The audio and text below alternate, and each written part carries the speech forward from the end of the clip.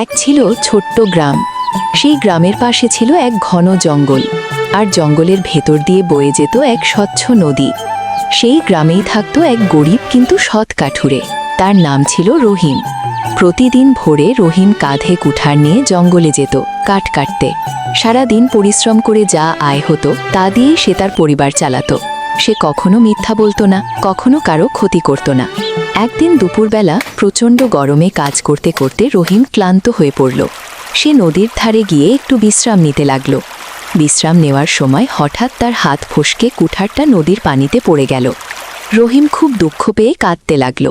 হায় আল্লাহ, এটাই ছিল আমার একমাত্র কুঠার। এখন আমি কিভাবে কাজ করব? সে বসে বসে কাঁদছে, এমন সময় নদীর পানি হঠাৎ ঝিলমিল করে উঠল। পানির ভেতর থেকে বেরিয়ে এলো এক সুন্দরী জলপরী। জলপরী মিষ্টি কণ্ঠে বলল, কাঠুরে, তুমি কেন কাঁদছ? আমার কুঠারটাই নদীতে পড়ে গেছে। আমি গরিব মানুষ, এটা ছাড়া আমার আর কিছু নেই।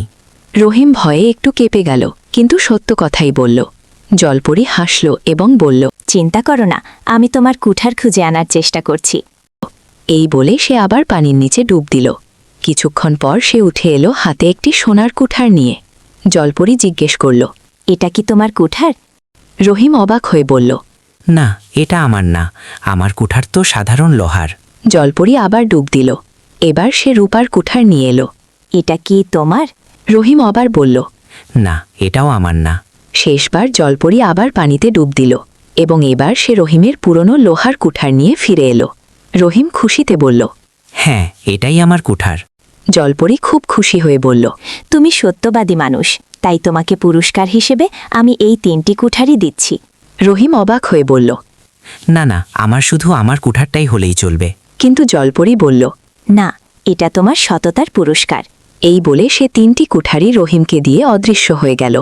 রহিম খুব আনন্দ নিয়ে বাড়ি ফিরে সব ঘটনা তার স্ত্রীকে বলল।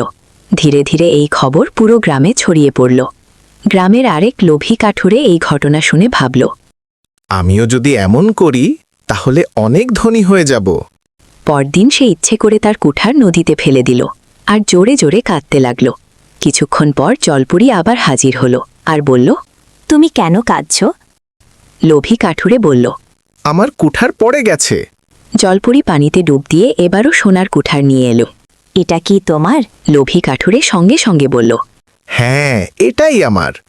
জলপরী তার দিকে কড়া চোখে তাকিয়ে বলল, তুমি মিথ্যা বলছ, এটা তোমার না। এই বলে সে সোনার কুঠার নিয়ে অদৃশ্য হয়ে গেল। এমনকি তার আসল কুঠারটাও আর ফেরত দিল না। লোভী কাঠুরে তখন আফসোস করতে লাগল। হায়, লোভে পড়ে আমি সব হারালাম। আর অন্যদিকে রহিম তার সততা আর পরিশ্রম দিয়ে সুখে জীবন কাটাতে লাগল।